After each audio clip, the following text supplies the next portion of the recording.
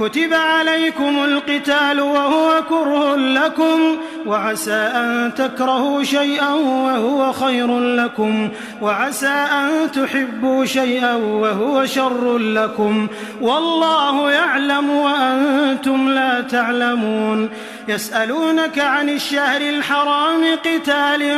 فيه قل قتال فيه كبير وصد عن سبيل الله وكفر به والمسجد الحرام وإخراج أهله منه أكبر عند الله والفتنة أكبر من القتل ولا يزالون يقاتلونكم حتى يردوكم عن دينكم إن استطاعوا ومن يرتدد منكم عن دينه فيمت وهو كافر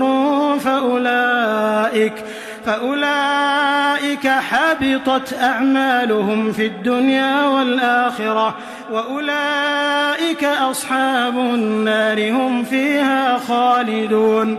إن الذين آمنوا والذين هاجروا وجاهدوا في سبيل الله أولئك يرجون رحمة الله والله غفور رحيم يسألونك عن الخمر والميسر قل فيهما إثم كبير ومنافع للناس وإثمهما أكبر من نفعهما ويسألونك ماذا ينفقون قل العفو كذلك يبين الله لكم الآيات لعلكم تتفكرون